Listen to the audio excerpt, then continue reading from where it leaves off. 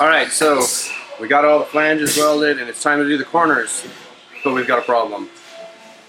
I don't know what we're going to do. The PlasmaCam's down right now. I can't use it without this part in there, and well, all of my drawings, everything, I can't use. What am I going to do? I know. I just got my shipment of Do-Right aided design. Hang on a second. Alright, since each one of these corners is going to be slightly different, the best thing I can do for this, let's just set this in the corner so this lines up nicely here and here.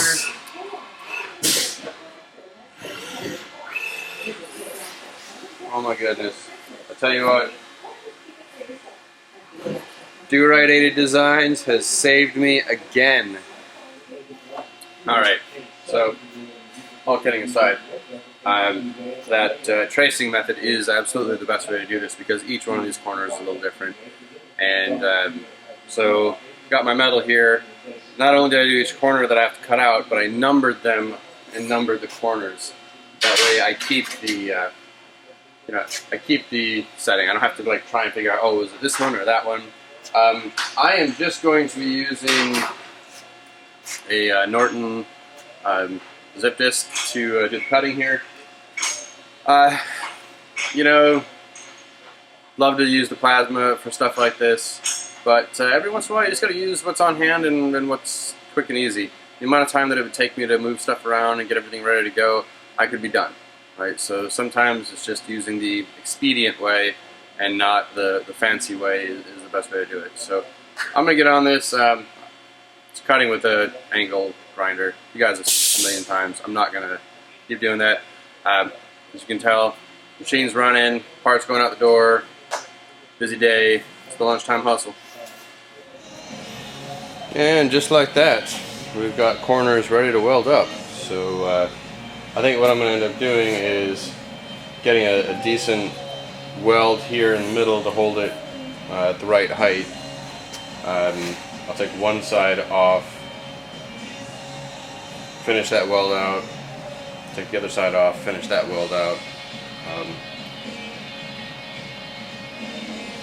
Might be worth getting some, a stitch in here and then tacking these ends first and then coming in. But otherwise, we're ready to go. We've got all four of these corners ready.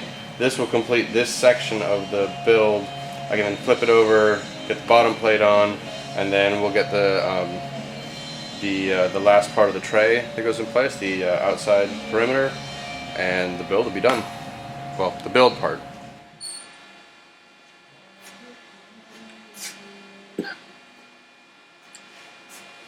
Alright, so status update. We've got the flange done all the way around, as you can see. We used our fancy Do-Right aided design to get our corner pieces cut properly. So I did a little trim work on this one, but I guess I'm still working on that part. But the last thing then, let's see what else I do. Oh yeah, I got all the rest of the frame welded out, and then I got the base just kind of set in here for now. I tacked it in place so that it wouldn't accidentally get shifted because the size is actually a lot tighter tolerance than I was expecting. I don't know why, but for whatever reason, I was thinking that I was going to have about a ½ inch overlap around the whole thing, and actually I've got more like an 1/8 of an inch overlap over the whole thing. So, but I was able to get it centered up with some help, and like I said, I got it tacked in place. This one, again, to prevent the oil canning, I'll stitch, move around, do stitch welds all over the place. Alright, we got all of the bottom welded in place. I used clamps to keep the table pretty flat while I was doing the welding. It did want to bow and oil can a little bit, but as everything cooled down and normalized again, it came out fairly straight. I mean, You can see I got a little bit of rock in it, but not much, which I knew I was going to get some. I mean, you can't weld 200 inches around a perimeter and not have some. So I'm pretty pleased with what I got.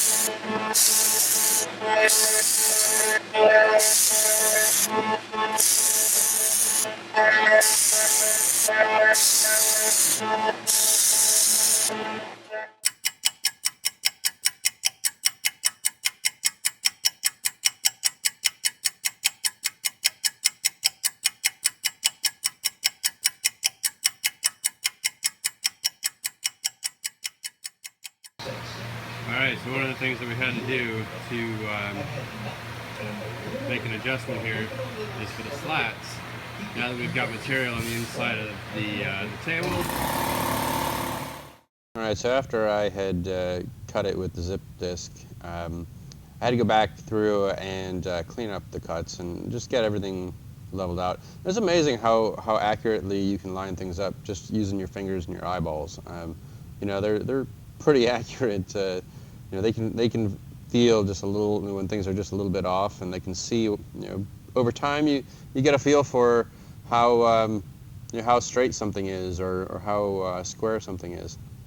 So I was just using one of these Norton Blaze flap discs today, and I was able to make quick work of this. I just needed to clean it up, take it in. It was about a 1/16 of an inch too long, and you know, I had to do a little bit of measuring in here, make sure that everything was right. But in the end, I got everything ready to go and assemble them, slide them together, and get them on the water tray in the PlasmaCam. All right. It took a little persuading of the dead blow variety, but there it is. It's ready to go. Guess it's time to water test it and make sure she's ready. From there, the last steps are I've got the cabinet over here. It's got all the equipment in it for the, you know, the plasma cutters in there, all this stuff. I'm going to drag it out of the shop with the air hose. I'm going to clear everything out real good, make sure there's no residual dust in there. Sorry, sun's right here, so it's washing everything out, but it's too nice a day to not have the door open. All right.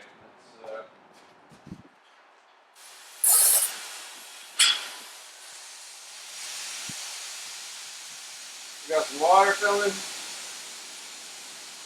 Got that going. We're going to multitask a little bit.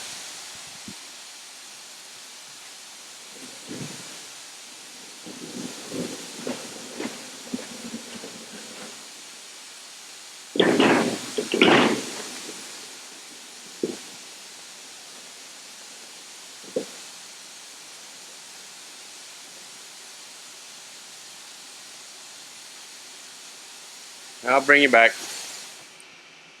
Alright, so I went ahead and got all the any dust blown out of the computer. You know, it's a good time to do that kind of maintenance. Cleaned it out, it's ready to go. Starting to hook pieces back up. You got the plasma cutter plugged in with its controller here. I've got to get the controller for the computer. It's parallel, an old style parallel cable. You know, run over here. Power cord sitting here, so you got to drop the power. It's over here. Just a couple of little connections at this point. The big thing is just waiting for the water table to fill up and make sure that it's good, and get a couple of things tested here, and we're ready to go. All right, so water's in there about to the height that I'd like. Been sitting for about an hour or so. Not seeing any leaks yet. Always a good sign. Might wait until overnight just to to get it before I actually start cutting. I did fire up the computer. You know, it hasn't been running a month, so a bunch of updates, getting that, getting everything up to date, getting things ready to go. So I think I'm going to call this one a wrap for this video.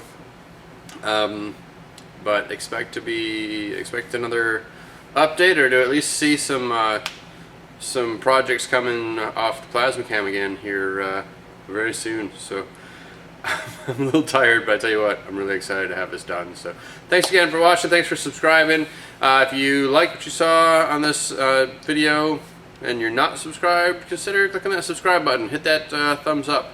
Give me a like there. If you saw anything you wanted to add to the conversation, feel free. Put a comment in there.